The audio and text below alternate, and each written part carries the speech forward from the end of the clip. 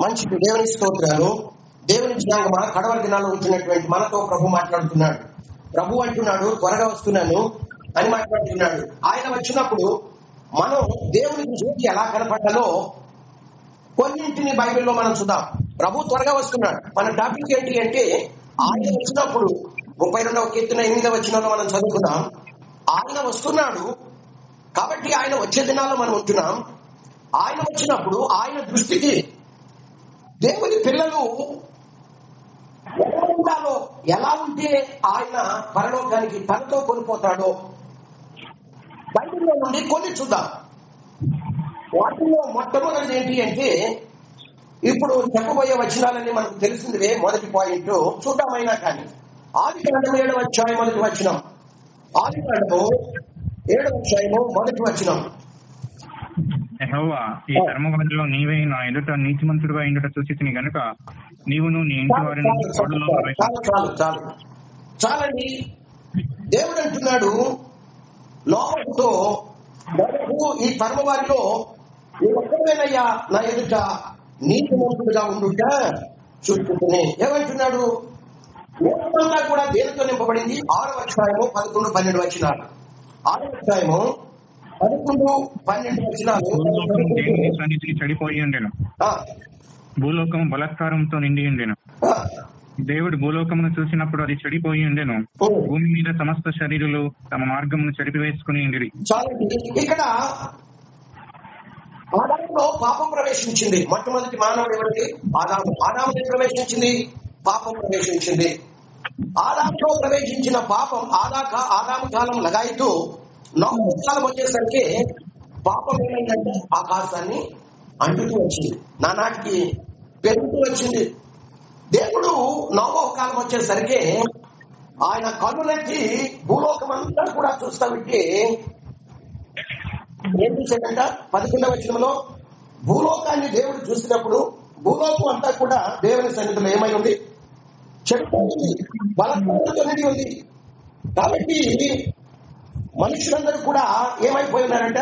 12వ వచనం 2వ లైన్ చివరిలో, భూమి మీద సమస్త శరీరంలో తమ మార్గాన్ని చెరిపివేస్తున్నారని దేవుని గ్రంథం తెలియజేస్తా ఉంది. దేవుని జనాంగమా, నోవహు కాలంలో మాత్రమే కాదు, ఆనాడే కాదు, ఈనాడు కూడా దేవుని దృష్టికి లోకమంతా ఏమైపోయింది చెప్పండి? రోమపత్రిక 3:11 ప్రకారం చదవనక్కర్లేదు, కానీ నీతిమంతుడు అనేవాడు ఒక్కడు కూడా కనబడలేదు. నోవహు కాలంలో దేవుడు కన్నులెత్తి భూలోకం అంతా కూడా చూస్తా ఉంటే ఆయన కంటికి, ఆయన దృష్టికి ఎవరు కనబడలేదంటండి? నీతిమంతుడు అనేవాడు కనపడలేదు అని బైబిల్ గ్రంథం చేస్తుంది. నిశ్చయముగా దినవృత్తాంతంలో 2వ గ్రంథం 16వ అధ్యాయం 9వ వచనంలో, దేవుని కన్నులు లోకమంతా కూడా వెతుకుతా ఉన్నాయి. వెతుకుతా ఉంటే దేవుని దృష్టికి ఎవరు కనపడ్డారు? నీతిమంతుడిగా నోవహు మాత్రమే. ఎవరు కనపడ్డారండి? నోవహు ఒక్కడే కనపడ్డాడని బైబిల్ గ్రంథం తెలియజేస్తా ఉంది. ఆయన కన్నులు మూసుకొని లేడు. సామెతల గ్రంథం 15వ అధ్యాయం 3వ వాక్యంలో మనం చూస్తే, దేవుని కన్నులు లోకమంతా సంచారం చేస్తా ఉన్నాయట. ఆయన కన్నులు ఎవరిని చూస్తున్నాయి? మంచి వారిని చూస్తూ ఉన్నాయి, చెడ్డవారిని కూడా చూస్తూ ఉన్నాయని బైబిల్ గ్రంథం తెలియజేస్తుంది. కాబట్టి ఆ నోవహు కాలంలో దేవుడు దృష్టి సారించి ఆనాటి ప్రజల వైపు చూస్తా ఉంటే వారు తమ మార్గాలను అక్రమం చేత చెరుకు వేసుకున్నట్లు మనం చూస్తూ ఉన్నాం. ఈ సందర్భంలో దేవుడు అంటున్నాడు, నోవహు నీ ఒక్కడివేనయ్యా నా ఎదుట నీతిమంతుడిగా ఉండుట చూచుకుని. నోవహుతోనే కాదు, ఎహెజ్కేలుతో కూడా దేవుడు ఏమంటున్నాడు చూద్దామా? ఎహెజ్కేలు గ్రంథం 14వ అధ్యాయం 14వ వచనంలో, ఎహెజ్కేలు గ్రంథం 14వ అధ్యాయము 14వ వచనంలో 14:14 నోవహును, దానియేలును, యోబును ఆ ముగ్గురు అట్టి దేశంలో నుండినను వారు తమ నీతి చేత తమను మాత్రమే రక్షించుకుందరు.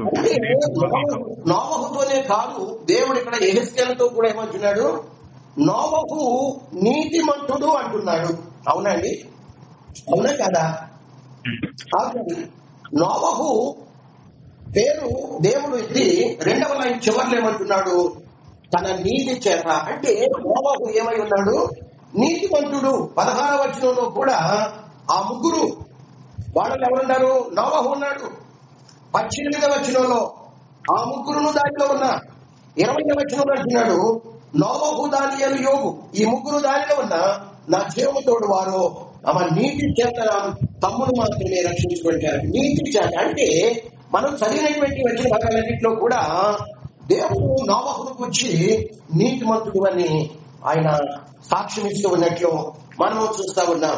ఎవరి దృష్టికి మనము నీతిమంతులుగా ఉండాలని చెప్పండి.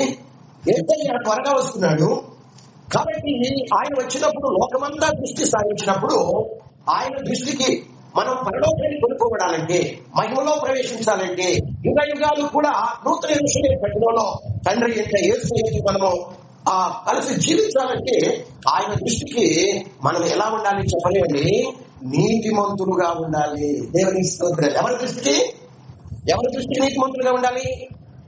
నీ దృష్టికి కాదు, మాస్టర్ గారి దృష్టికి కాదు, నీ భార్య దృష్టికి కాదు, నీ భర్త దృష్టికి కాదు, నీ సంఘం దృష్టికి కాదు, ఇరుగు పొరుగు వారి దృష్టికి కాదు. కానీ ఎవరి దృష్టికి నీవు నీతిమంతుడిగా ఉండాలి? ఆయన వచ్చినప్పుడు ప్రస్తుతం నీ జీవితం నీతిగానే ఉండొచ్చు, నీతిని కొనసాగిస్తూ ఉండవచ్చు.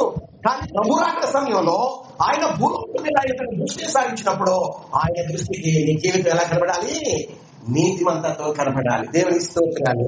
కాబట్టి ముఖ్యంగా దేవుని చిన్నగమా ఒకప్పుడు మనం ఏమై ఉన్నాం చెప్పండి, పాపము ఆడుతున్నాం. అటువంటి మనకు దేవాది దేవుడు మహిమను విడిచిపెట్టి ఆయన భూలోకానికి మట్టి శరీరం ధరించి కల్వరి శిలువలో వేలాడతీయబడి ఆయన కల్వరి శిలువలో వేలాడతీయబడి యవన రక్తాన్ని చూపించాడు. కేవలం మనం ఏం చేస్తాము, ఆయన శిలువ మరణ పునరుద్ధానాలు ఏదో నమ్మిక మాత్రమే, విశ్వాసం మాత్రమే ఉంచాం. దానికి ఆయన కృపను జోడించి ఆయన పరిశుద్ధ రక్తం చేత మనల్ని కడిగి మనలో ఉన్నటువంటి అవినీతి, మనలో ఉన్నటువంటి దుర్నీతి అంతా కూడా తీసివేసి దేవుడు మనల్ని ఏముంచాడు, దేవుని యొక్క నీతిని మనలో ఉంచి నీతిమంతులుగా తీర్చిదిద్దాడు. నీతిమంతులుగా తీర్చబడినటువంటి మనము అనుక్షణము కూడా దేవుడు మనకు ఇచ్చినటువంటి నీతిని ఏం చేయాలి, కాపాడుకుంటూ ఉండగా మరొకటి చేయాలి, కొనసాగించాలి. దేవునికి స్తోత్రం. కాబట్టి ఎప్పటి వరకు కొనసాగించాలి? ప్రభు అంటున్నాడు ప్రకటన గ్రంథం 2వ అధ్యాయము 25వ వచనంలో, నేను వచ్చు వరకు. ఎప్పటి వరకు చెప్పండి?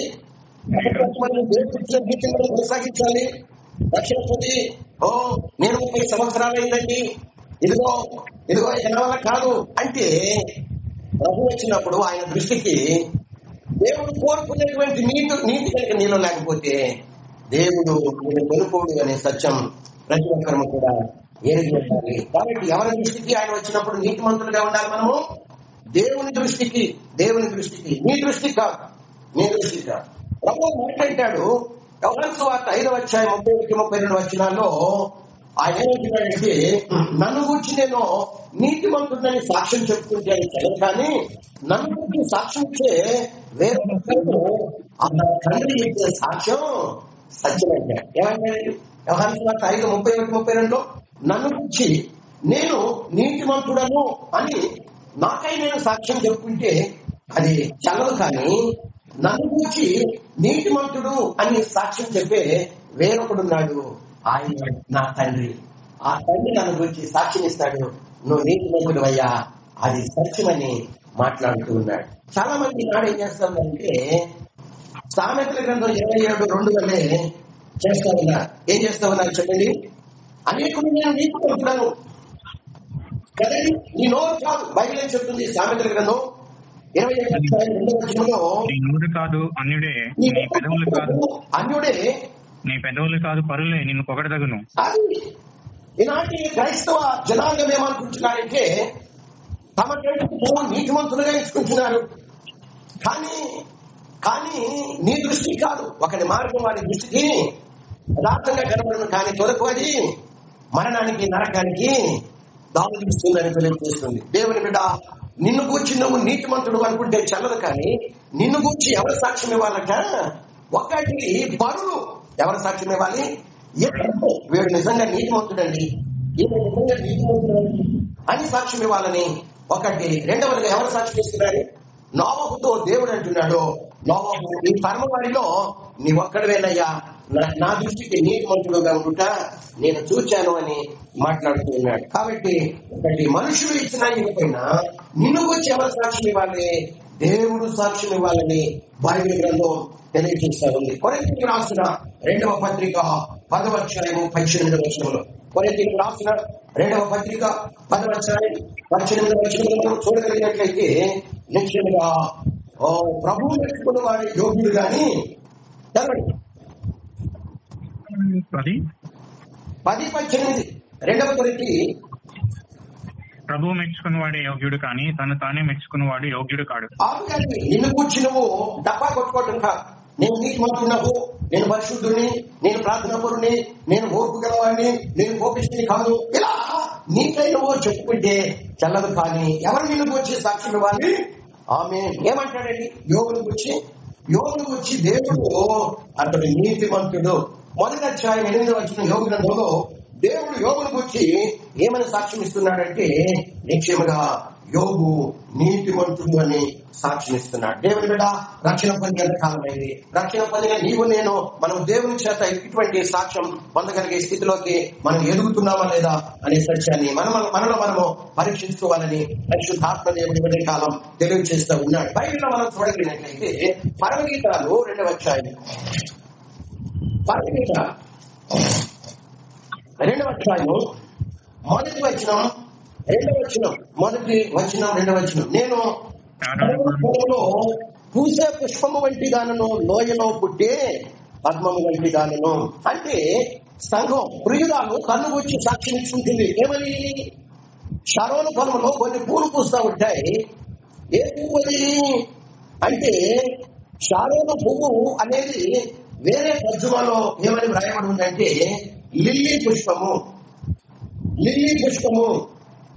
కాబట్టి లిల్లీ పుష్పము అంటే తెల్లగా ఉంటుంది. నేను తెల్లని దానను అంటే నేను పవిత్రురాలను, నేను నాలో ఎటువంటి కళంకం, తాగు, మడత మచ్చలేదో అనే ప్రియురాలు సాక్ష్యం ఇస్తుంది.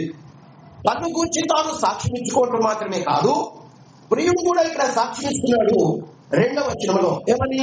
బలురక్కసు చెట్లలో వల్లి పద్మము కనబడినట్టు స్త్రీలలో నా ప్రియురాలు కనబడుతున్నది అని అక్కడ ఆ ప్రియుడు సాక్ష్యం ఇస్తున్నాడు.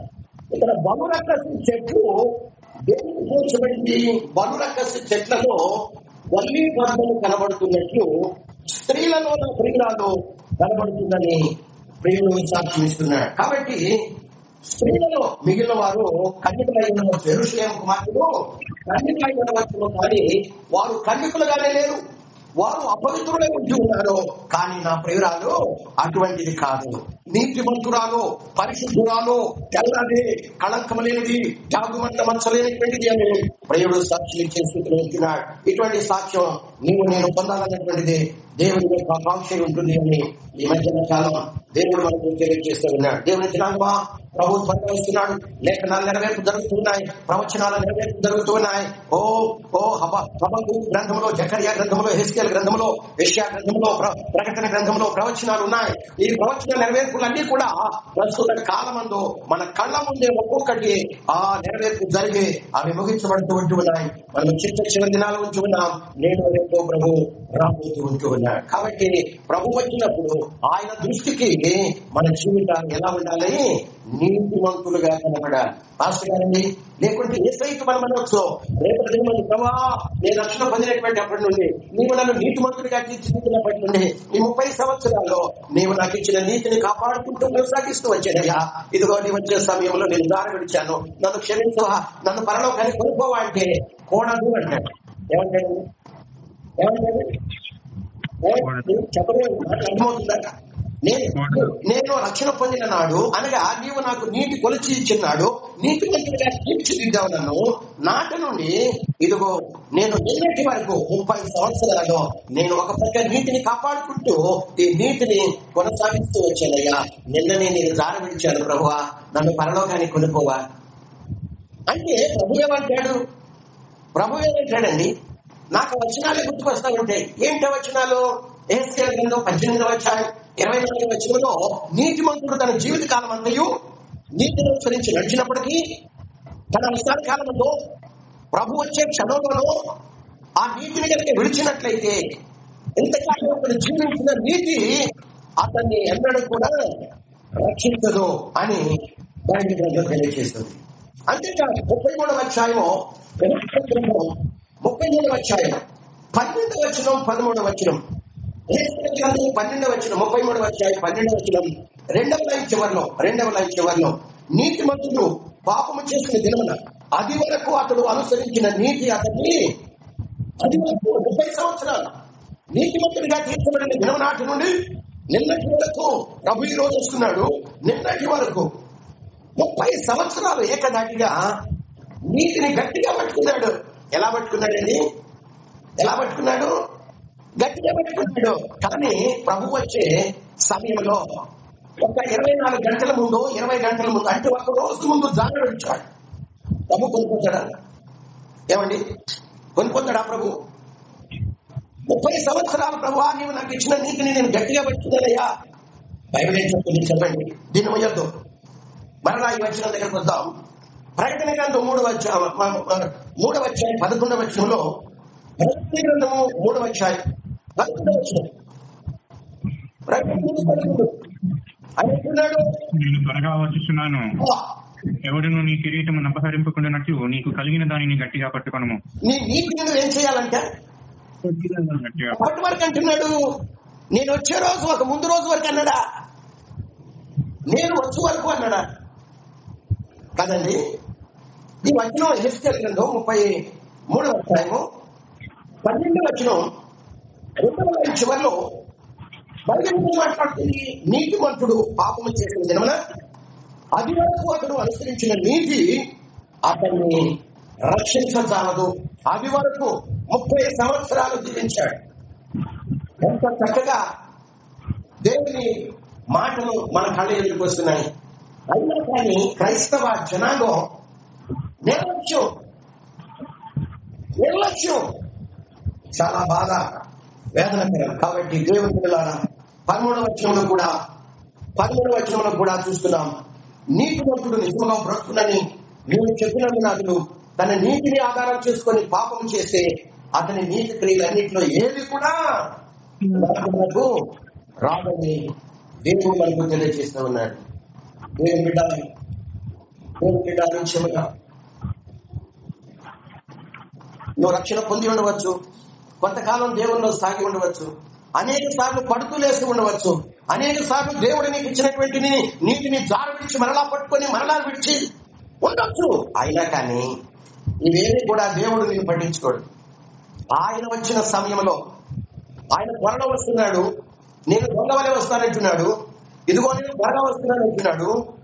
కాబట్టి ఆయన వచ్చిన సందర్భంలో దేవుడు నీ మీద దృష్టి సారించినప్పుడు నీలో గనక దేవుని నీతి గనక లేకుండా ఉంటే నీవెంత మాత్రము కూడా పరలోకానికి వెళ్ళిపోవాలని పరిశుద్ధ లేఖనం తెలియజేస్తుంది. కాబట్టి నోవహును గురించి దేవుడు అంటున్నాడు, నీవొక్కడివేనయ్యా నీతిమంతుడిగా ఉండుట నేను చూచింది. ఈ సాక్ష్యం నీవు నేను కూడా పొందుకోవాలని దేవుని చేత మనుషుల సాక్ష్యం కాదు, కానీ నీకై నువ్వు సాక్ష్యం చెప్పుకోవటం కాదు, కానీ దేవుడు నిన్ను గురించి సాక్ష్యం ఇచ్చే గుంపులో ఉండాలన్నటువంటిది దేవుని యొక్క ఆకాంక్ష ఉంటుంది అని మనము చూస్తా ఉన్నాం. నోవహు ఒక ప్రక్క తన నీతిని కాపాడుకుంటూనే మరొక ప్రక్క ఏం చేస్తా ఉన్నాడండి, తమ మార్గాలను చెరుపు వేసుకునే వారి క్రియలు అట్టుకున్నట్లు తన ఇంటిలో మరి 7గురికి బోధించి నీతి మార్గంలోకి నడిపించాడు. ఎవరికి బోధించాడు? లోకంతో పాటు నశించిపోతున్న లోకంతో పాటు తన భార్య కూడా ప్రకటించాడు. ముగ్గురు కుమారులకు ప్రకటించాడు, ముగ్గురు కోడళ్లకు ప్రకటించాడు, అందరితో పాటు వారికి ప్రకటించాడు. అప్పటి ప్రజానికి ఏ ఒక్కరు కూడా ఆయన బోధ ఎంత లక్ష్యం ఉంచలేదు. కానీ ఎవరు లక్ష్యం ఉంచారు? ఆయన భార్య, ముగ్గురు కుమారులు, ముగ్గురు కోడళ్ళు 7గురు లక్ష్యం ఉంచి వారు కూడా నీతి మార్గంలోకి నడిచినట్టు మనం చూస్తూ ఉన్నాం. ఎందుకు ఆనాడు ప్రజలు దేవుడు చెప్పిన మాటల్ని నోవహు వెళ్ళి ప్రకటిస్తూ ఉంటే వారు ఎందుకు వినలేకపోయారు, మనసులేకపోయారు, తమ మార్గాలను దేవుని కంటే ఎందుకు మరణించుకోలేకపోయారు? కారణం ఏంటంటే అయితే ఆదాము కాలం మొదలుకొని నోవహు జల ప్రళయం వరకు 1656 సంవత్సరాలు. ఈ 1656 సంవత్సరాలలో వర్షం అంటే ఏంటో తెలియదు కదండి. వర్షం అంటే ఏంటో తెలియదు. దేవుడు నోవహుతో ప్రజలకు చెప్పమన్న మాట ఏంటి అంటే, నోవహు, ఈ ప్రజలంతా చెడిపోయారయ్యా, వారి మార్గాలను చెరిపివేసుకున్నారు. కాబట్టి నేను ఆకాశం నుండి జల ప్రళయం, ఆకాశపు తూములు విప్పి జల ప్రళయాన్ని పంపించి ఈ ప్రజలందరినీ నేను సర్వనాశనం చేస్తాను అని ఈ దేవుడు చెప్పిన మాటను పట్టుకొని ప్రజలకు వెళ్ళి చెప్తూ ఉంటే హేళన చేస్తున్నారు. ఆకాశపు తూములు విప్పటం ఏంటి, జల ప్రళయం రావటం ఏంటి అని హేళన ఎగతాళు చేయటం మొదలు పెట్టారు. ఎందుకంటే ఆ కాలంలో ఏం లేదు, చిన్న వర్షం అంటే కూడా తెలియదు కదా, భూమి నుండి ఆవిరి లేచి కదండి అప్పటి పంటలు పండుతూ ఉండేవి. కాబట్టి ఈ మాటల్ని భార్య, 3 కుమారులు 3 కోడళ్ళు 7 నమ్మి ఓడలోనికి వచ్చినట్లు మనం చూస్తాం. అదే 2వ పేతురు పత్రిక 2వ అధ్యాయం 5వ వచనంలో చూస్తాం. 2వ పత్రిక 2వ అధ్యాయం 5వ వచనం 4వ లైన్లో నీతిని ప్రకటించిన నోవహు మరి 7 ఏం చేశాడంటే కాపాడినట్లు మనము చూస్తా ఉన్నాం. కాబట్టి దేవుని ప్రజలారా, ప్రభు త్వరగా వస్తున్నాడు. ఆయన మనకు బదులు కల్వరి శిలువలో వేలాడి తీయబడి రక్తం చిందించి ప్రాణాన్ని బలిగా అర్పించి ఆయన రక్తం చేత మనలో మురికంతా కూడా కడిగి నీతిమంతులుగా తీర్చిదిద్దాడు. కాబట్టి రక్షణ పొందినటువంటి మనము, నీతిమంతులుగా తీర్చబడినటువంటి మనము ఈ లోకాన్ని, వారి జీవితాన్ని చెరుపు నేర్చుకునే వారితో కలిసి మనం ఉండకుండా వేరే ప్రత్యేకంగా జీవించాలని దేవుడు మనల్ని కోరుతూ ఉంటున్నాడు. అదే మనం చూస్తాం కొరింథీయులకు రాసిన 2వ పత్రిక 6వ అధ్యాయము 18వ వచనంలో, కొరింథీయులకు రాసిన 2వ పత్రిక 6వ వచనంలో, మీరు అవిశ్వాసులతో తోడుగా ఉండకూడదు. ఏం చేయాలంటాడు? అవిశ్వాసులతో తోడుగా కలిసి ఉండదు అనేది. అపోస్తలుల కార్యం 2:40లో కూడా మనం చూసినట్లయితే అక్కడ పెంతెకొస్తు పండుగ చేసుకోవడానికి 14 దేశాల నుండి వచ్చారు. అప్పుడే పరిశుద్ధాత్మ అభిషేకం పొంది 120 మంది గంతులు వేస్తుంటే వీళ్ళంతా కూడా అక్కడ చేరి వృద్ధైన ఎక్కలేదు, మీరు మద్యం చేత మత్తులై అని హేళన చేస్తుంటే పేతురు లేచి మాట్లాడటం ప్రారంభించాడు. పాత నిబంధనలో ఉన్నటువంటి లేఖనాలన్నీ కూడా కోట్ చేస్తూ అవన్నీ కూడా కోట్ చేస్తూ, ఇదిగో ఇశ్రాయేలు వారులారా, యూదా జనాంగమా, నా యేసుని మీరే సిలువ వేశారు, కానీ దేవుడు ఆయన మృతుల నుండి లేపాడు, దానికి ఇదే నేను సాక్షులు అని చెప్పేసరికి ఈ మాటలు లేని వాళ్ళ హృదయాల్లో పొడవబడి మెత్తన చేయబడి ఒకే విధానంగా పశ్చాత్తాపంతో వాళ్ళు అడుగుతున్నారు. అపోస్తలుల కార్యం 2వ అధ్యాయం 37వ వచనంలో, అయిలారా మేము నీతిమంతులుగా తీర్చబడాలంటే ఏం చేయాలి అని అడుగుతుంటే 40వ వచనంలో పేతురు అంటున్నాడు, మూర్ఖులవి కర్మ వారికి వేరై రక్తమంటున్నాడు. కాబట్టి నీతిమంతులుగా తీర్చబడినటువంటి మనము లోకస్తులతో పాటు, భక్తిహీనులతో పాటు, అవిశ్వాసులతో పాటు, అన్యులతో పాటు మనం కలిసిపోకూడదు. వాళ్ళ ప్రవర్తనతో, వాళ్ళ చేష్టలతో, వాళ్ళ మాటలతో మనం వెళుతూ కాకుండా మనం ప్రత్యేకమైనటువంటి జీవితాన్ని, వేరు చేయబడినటువంటి జీవితాన్ని మనం జీవించాలని. ఎందుకంటే నాడు క్రైస్తవుడెవడో, అన్యుడెవడో, భక్తిపరుడెవడో, భక్తిహీనుడెవడో, దేవుని ప్రజలెవడో, దేవుని ప్రజలు కాని వారెవడో అర్థం కాకుండా ఉంది కదండి. ఎందుకంటే వాళ్ళ పద్ధతులు వీళ్ళ పద్ధతులు ఒకలాగానే ఉంటున్నాయి. వాళ్ళ మాటలు వీళ్ళ మాటలు ఒకలాగానే ఉంటున్నాయి. మోషే జన్మించినప్పుడు తల్లి 3 నెలలు ఆ ఫరో సైన్యం నుండి కాపాడగలిగింది.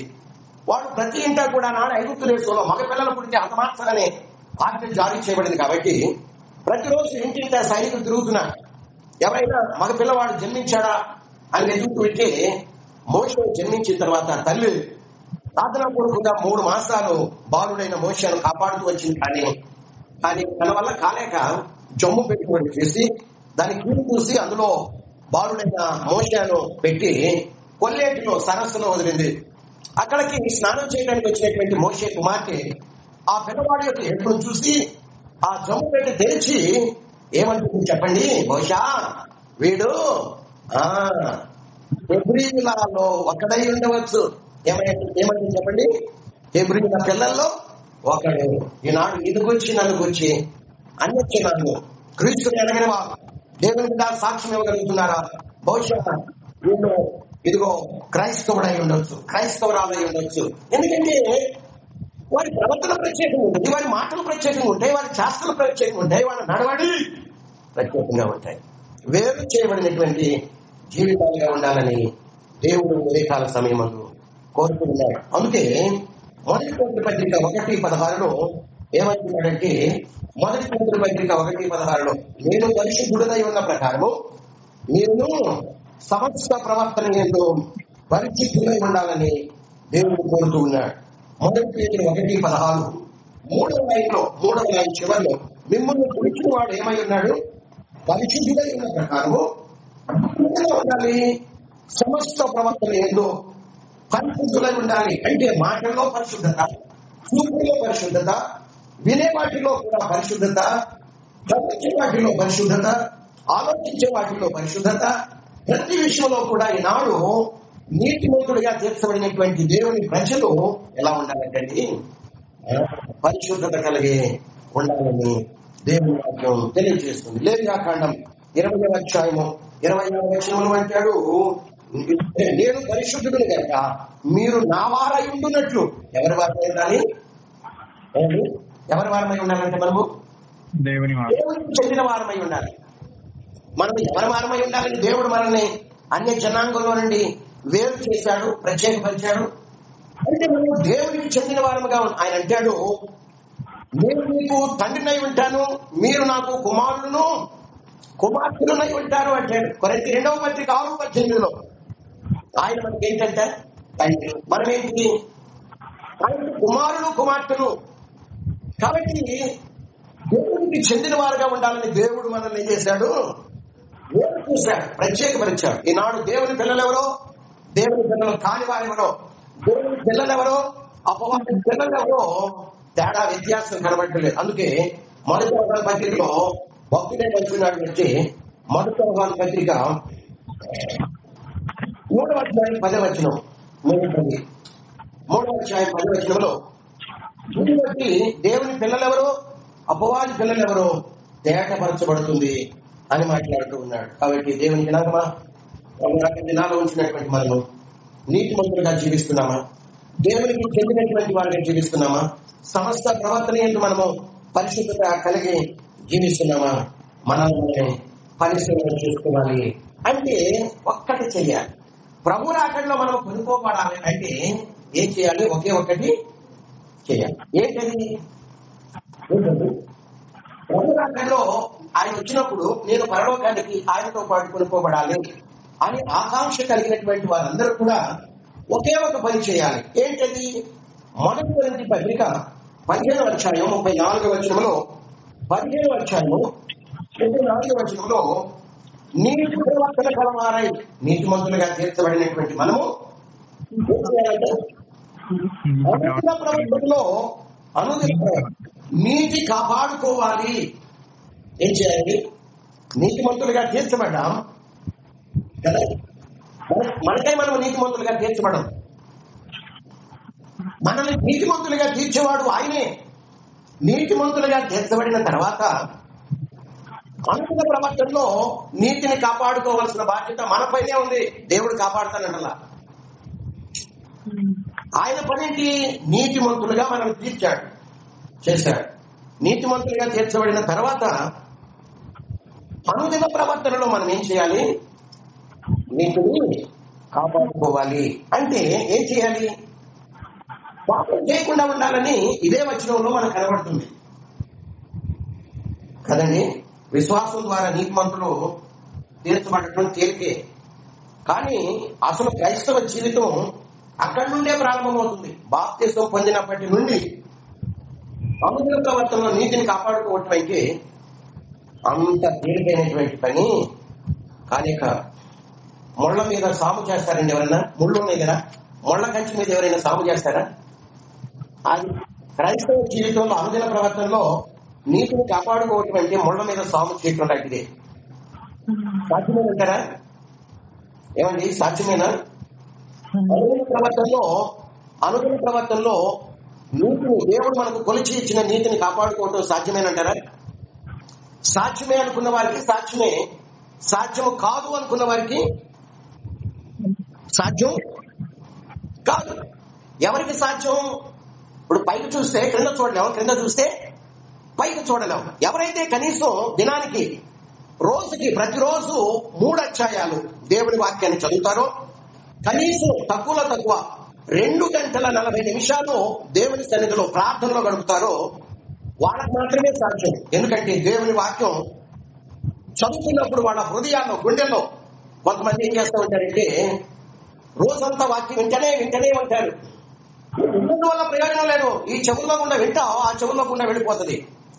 వాక్యం విన్నందువల్ల నీ వాక్యాన్ని పాటించలేవు. కానీ పరిశుద్ధ గ్రంథాన్ని ఒక క్రమ ప్రకారం ప్రతిరోజు 3 అధ్యాయాలు ఎవరైతే ప్రార్థనాపూర్వకంగా ధ్యానిస్తూ ఉంటారో, చదువుతూ ఉంటారో, దేవుడు వారితో మాట్లాడుతూ ఉంటారు. ఆ బైబిల్ చదువుతున్నప్పుడు ఆ మాటలు, దేవుని మాటలు హృదయంలోనికి చొచ్చుకొని పోతాయి, మనస్సులోనికి చొచ్చుకొని పోతాయి, అంతరంగంలోనికి. హల్లెలూయా. ఆ వాక్యం హృదయంలో ఉంటుంది కనుక 119వ కీర్తన 38వ వచనంలో భక్తుడు అంటాడు, నీవిచ్చిన వాక్యం నా హృదయంలో నాకేం పుట్టిస్తుంది? భయాన్ని పుట్టిస్తుంది అంటాడు. కాబట్టి పాపము చెయ్యకుండా ఉండాలి అంటే దేవుని వాక్యాన్ని గంటలు రోజులు అదే పనిగా వింటుంటారు. అది విన్నందువల్ల నీకు నీ ఎముకల్లోకి, నీ కీళ్ళలోకి, నీ హృదయంలోకి, నీ మనస్సులోకి, నీ ఆలోచనలోకి అది వెళ్ళదు. చదవాలి. బైబిల్ చదువుతున్నావంటే దేవుడే నీ ఎదుట నిలబడి నీతో మాట్లాడుతూ ఉంటాడు. ప్రార్థన చేస్తున్నావంటే నువ్వు దేవుడితో మాట్లాడుతున్నావు. కాబట్టి దేవునిచ్చినాక మనం ఈ సత్యాన్ని నేర్చుకోవాలి. ప్రతిరోజు నేను తినకపోయినా, నేను నిద్రించకపోయినా, నేను బైబిల్ 3 అధ్యాయాలు చదువుతాను. కనీసం 2 గంటల 40 నిమిషాలు నేను వ్యక్తిగతంగా నా దేవునితో నేను ప్రార్థనలో గడుపుతాను అని ఎవరైతే తీర్మానం చేసుకొని అలాగూ చేస్తూ ఉంటారో పాపము అనేది వాళ్ళ నుండి దూరంగా పారిపోతుంది. వాళ్ళు పరిశుద్ధులుగా జీవిస్తారు, నీతిమంతులుగా జీవిస్తారని దేవుని వాక్యం తెలియజేస్తారు. కాబట్టి ప్రభు ప్రవేశిస్తున్నాడు. అవా ఇదిగో నీ లేఖనం ద్వారా నాతో మాట్లాడు. కాబట్టి నిత్యంగా నేను నీ వాక్యానుసారంగా జీవించి ఇదిగో నీ దృష్టికి నేను నీతిమంతుడిగా జీవిస్తున్నాను. నేను వచ్చినప్పుడు నేను పరలోకానికి కొనుక్కోగల గుంపులో ఉండటానికి వాటి కృపదాయిచేలా అని మనం ప్రార్థన చేయాలని దేవుని నందు మనకు తెలియజేస్తాను. దేవునికి స్తోత్రం. రెండవదిగా చూద్దాం, ఎవరు ఆయన దృష్టికి నీతిమంతులుగా ఉంటారో వాడు మాత్రమే ఆయన రాకడలో పరలోకానికి కొనుక్కోగలగలరు. రెండవదిగా చదివి వదిలేస్తాను. ప్రభు చిత్తమైతే, ఆయన రాకడ ఆలస్యమైతే, మనందరం బ్రతుకుంటే ఈ వాక్యాన్ని వచ్చేవారు మనం కొనసాగించుకుందాం. చూడండి, రెండవదిగా ఎవరు ఆయన దృష్టికి మరి ఎలా ఉంటే పరలోకానికి తీసుకుని వెళ్తాడో చూద్దాం. రెండవదిగా 1 రాజుల గ్రంథం 9వ అధ్యాయం 3వ వచనం. 1 రాజుల గ్రంథం 9వ అధ్యాయం 3వ వచనం. 9:3.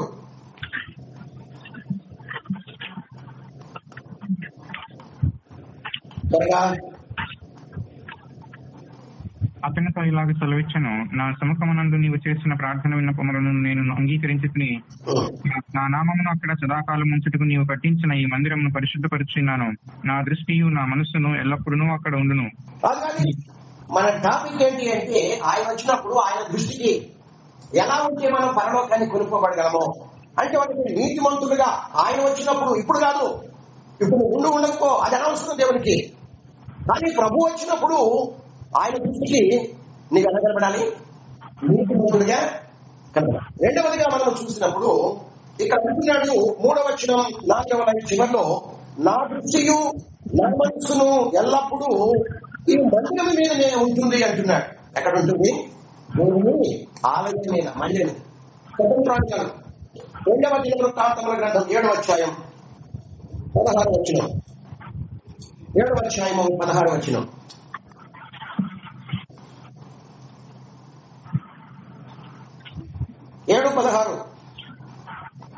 నా పేరు ఈ మందిరమునకు నిత్యము ఉండునట్లుగా నేను దాని కోరికను పరిశుద్ధపరచుకుని నా దృష్టియు నా మనస్సును నిత్యము దాని మీద ఉండను. ఆయన దృష్టి ఎక్కడ ఉంటుందంటే దేవుని మందిరం మీద కదండి. దేవుని మందిరంలో ఏం జరుగుతూ ఉంటుంది, లేక దేవుని ఆలయంలో ఏం జరుగుతూ ఉంటాయో చూద్దామా. 1 రాజుల గ్రంథం 8వ అధ్యాయము 62, 63 వచ్చిన మొదటి రాజుల గ్రంథము 8వ అధ్యాయము 62, 63 వచ్చిన మనం చదువుకుంటే, రాజును అతనితో కూడా ఇశ్రాయేలీలందరూ యెహోవా సముఖమందు బలులు అర్పించుచుండగా 22,000. ఆయన దృష్టి ఎక్కడ ఉంటుందంటే దేవుని మందిరం మీద, దేవుని ఆలయం మీద ఆయన దృష్టి ఉంటుంది. కాబట్టి ఇక్కడ దేవుని మందిరంలో లేక దేవుని ఆలయంలో నిత్యము ఇక్కడ ఏం జరుగుతూ ఉంటాయి చెప్పండి? బలులు. 2 Chronicles 7th chapter 2వ దినవృత్తాంతముల గ్రంథము 7వ అధ్యాయము 4-5 వచనాల్లో 4-5 వచనాలు త్వరగా యెహోవా ఎదుట బలులు అర్పించిరి. ఏమండి? రాజును జనులందరూ యెహోవా ఎదుట బలులు అర్పించిరి. ఇక్కడ కూడా ఏం జరుగుతున్నాయి? రాజును జనులందరూ యెహోవా ఎదుట బలులు అర్పించారు. రాజైన సొలొమోను 22,000 పశువులను బలులుగా అర్పించినట్టు మనం చూస్తా ఉన్నాం. కాబట్టి దేవుని మందిరంలో అనుక్షణము ప్రతినిత్యము కూడా ఏం జరుగుతున్నాయి? బలులు. ఆయన దృష్టి ఎక్కడ ఉంచుతాడంట? దేవుని మందిరం మీద, దేవుని మందిరం మీద. 1 Corinthians 3:16 చూస్తే, మీరు దేవుని ఆలయముని మై ఉన్నారని మీరు ఎదురా అంటాడు. రక్షణ పొందిన విశ్వాసులు దేవుని ఏమై ఉన్నారు చెప్పండి? బలులు అంటే ఏంటి? స్తుతులు. Hebrews 13:15 వచనంలో బలులు అంటే ఏంటి? దేవుని ఆలయమై ఉన్నటువంటి మన నోటి నుండి, మన హృదయంలో నుండి నిత్యము కూడా దేవునికి ఎవరైతే స్తుతులు చెల్లిస్తూ ఉంటారో ప్రభు రాకడలో వారు కొనిపోబడతారు. నువ్వు ప్రస్తుతం స్తుతించకపో. ప్రభు వచ్చినప్పుడు నీలో నుండి నిత్యము దేవునికి ఏం చెల్లిస్తూ ఉండాలి? బయటికి రావాలి, కృతజ్ఞతాస్తుతులు చెల్లించాలి అని పరిశుద్ధ గ్రంథం తెలియజేస్తా ఉంది. దేవునికి స్తోత్రం. కాబట్టి ఒక మాట చూపించి నేను ముగిస్తా ఉంటాను. 150వ కీర్తన మొదటి 6 వచనాలు. 150వ కీర్తన 6 వచనం, మొదటి 6 వచనాలు. 150వ కీర్తన వచనాలు మనకు కనబడుతున్నాయండి. మొదటి వచనం నుండి చివరి వచనం వరకు ఇక్కడ ప్రతి వాక్యంలో కూడా ఏమని రాబడింది? యెహోవాను స్తుతించుడి అని ప్రారంభించబడి యెహోవాను స్తుతించుడి అని ముగించబడింది. అర్థమవుతుందా నీకు? అర్థమవుతుందండి. 6 వచనాలు ఉన్నాయి. ప్రారంభ వచనం నుండి ముగింపు వచనం వరకు యెహోవాను స్తుతించుడి అని ప్రారంభించబడి ముగింపు కూడా దేంతో ముగించబడింది? యెహోవాను స్తుతించుడి. అంటే దీని అర్థం, నీవు నేను రక్షించబడినటువంటి ప్రారంభంలో దేవుని ఎలా స్తుతించామో అలాగే మన కడవరి రక్షణ వరకు, అంటే పరలోకానికి కొనుక్కోబడేంత వరకు కూడా, మన యాత్ర ముగించేంత వరకు కూడా మనం దేవుణ్ణి స్తుతించాలి అనేదాన్ని మనకు తెలియజేస్తా ఉంది. 145వ కీర్తన 2వ వచనంలో అతను రాయబడింది, అనుదినము నేను స్తుతిస్తా, నిత్యము నీ నామమును స్తుతిస్తా. ఏముందండి? 145వ కీర్తన 2వ వచనంలో అనుదినము అంటే 2 దినాలు స్తుతించి 3 రోజులు మానడం, 3 రోజులు దేవుని స్తుతించి 2 రోజులు మానివేయటం, అది ఆత్మీయ జీవితానికి అర్థమే కాదు. అలాంటి వారు పరలోకానికి ప్రభు వచ్చినప్పుడు కొనుక్కోబడతారు అనేది అది చాలా అబద్ధం అనేది ఎరిగి ఉండాలి. 145వ కీర్తన 2వ వచనంలో అనుదినము నేను స్తుతిస్తాను, నిత్యము నీ నామాన్ని. అంటే అనుదినము స్తుతిస్తున్నామా? కష్టాలు వస్తే ఆపేస్తున్నామా? సంతోషంగా ఉంటే దేవుని స్తుతిస్తున్నాం. ఈ రోజుల్లో కష్టం వచ్చేసరికి దేవుని స్తుతించడం మానేస్తున్నాం. ఇబ్బంది వస్తే మానేస్తున్నాం, అవమానాలు వస్తే మానేస్తున్నాం, చింతలు దుఃఖం వస్తే మనం మానేస్తున్నాం. యోబు ఏమంటాడంటే, యెహోవా ఇచ్చిన యెహోవా తీసుకును, యెహోవా నామమునకు స్తుతి కలుగును గాక. 10 మంది బిడ్డలు పోయాడండి. గొర్రెలు, గొట్ల, పశువులు, మందలు అన్ని పోయాయి. భూపంట పోయింది. చివరికి భార్య కూడా విడిచిపెట్టిపోయింది. శరీరము ఆరోగ్యమంతా పోయింది. అన్ని పోయినా కానీ ఆయన ఏం చేస్తున్నాడు? అన్ని ఉన్నప్పుడు కాదు, అన్ని పోయినా కానీ రాదు కాదు. అలాంటి వాళ్ళే ఆశీర్వదించబడతారు. అన్ని పోగొట్టుకున్నా కానీ యోబు ఏం చేస్తున్నాడు? దేవుని స్తుతించాడు కనుక చివరికి దేవుడు అతన్ని పరీక్షించినప్పుడు పరీక్షలో నెగ్గాడు. కాబట్టి పోగొట్టుకున్న దానికంటే దేవుడు ఏమిచ్చాడు? 2 రెట్టింపు ఆశీర్వాదం ఇచ్చాడు. 7,000 గొర్రెలు పోగొట్టుకుంటే 14,000 3,000 పోగొట్టుకుంటే 6,000, 500 జతల ఎడ్లు పోగొట్టుకుంటే 1000 జతల ఎడ్లు, పోయినటువంటి 10 మంది బిడ్డలు మరలా తిరిగి, పోయినటువంటి భార్య మరలా తిరిగి. ఆమేన్. ఎంత గొప్ప ధన్యత. దేవుని బిడ్డ, దేవుడు నిన్ను ఆశీర్వదించినప్పుడు స్తుతిస్తున్నావు. కానీ ఒకవేళ కష్టం ఇబ్బంది వస్తే దేవుణ్ణి సణుకుంటున్నావేమో, దేవుణ్ణి స్తుతించడం మానేస్తున్నావేమో. జాగ్రత్త. దేవుడు నిన్ను పరీక్షలో ఉంచాడు అనే సత్యాన్ని మర్చిపోవద్దు. అన్ని పరిస్థితుల్లో, అన్ని సమయాల్లో మనం ఏం చేయాలి? దేవుణ్ణి స్తుతించడం అనేది నేర్చుకుంటే ఈ లోకంలో ఉండగా దేవుడు మనకు ఆయుష్కాలం, ఆరోగ్యం, ఆశీర్వాదాలు అన్ని కూడా ఇచ్చి ఆయన వచ్చినప్పుడు మనల్ని పరలోకానికి కొనిపోయి తనతో కూడా నిత్యత్వంలో ఉంచుతాడు. తరలి వంచండి. ప్రభు రాకడ ఆలస్యమైతే వచ్చే వారం మనం ఈ వాక్యాన్ని కంటిన్యూ చేయడానికి ప్రయత్నం చేద్దాం. ప్రార్థన చేద్దాం. ప్రార్థన. Praise the Lord, praise the Lord. వాక్యాన్ని ఆధారం చేసుకుని కొద్ది నిమిషాలు మన జీవితాల్లో మననం చేద్దాం. ప్రభు అంటున్నాడు, ఇదిగో నేను త్వరగా వస్తున్నాను, ఇదిగో నేను వచ్చినప్పుడు నా దృష్టికి ఎవరైతే నీతిమంతులుగా కనబడతారో అలాంటి వారిని కొనుక్కోవటానికి నేను రాబోతున్నాను అని మాట్లాడుతున్నాడు. ఆయన వచ్చినప్పుడు రెండవదిగా ఆయన అంటున్నాడు, నా దృష్టికి ఇదిగో ఎవరైతే నన్ను కృతజ్ఞత కలిగి స్తుతిస్తారు, దేవుని బట్టియే కాదు కీడుని బట్టి కూడా స్తుతించేవారు, నష్టం కలిగినప్పుడు స్తుతించేవారు, భక్తిలో కూడా నన్ను స్తుతించేవారు, సమస్తం కోల్పోయినా కానీ ఎవరైతే నన్ను స్తుతిస్తా ఉంటారో దాన్ని నేను కొనుక్కోవటానికి రాబోతున్నాను. వస్తున్నాడు. ఆయన వచ్చినప్పుడు ఆయన దృష్టికి నీతిమంతుడిగా ఉంటున్నావా? దేవుని స్తుతించే గుంపులో చేరుతున్నావా? పరీక్షించుకొని మనం ప్రభు సన్నిధిలో అడుగులు ముందుకు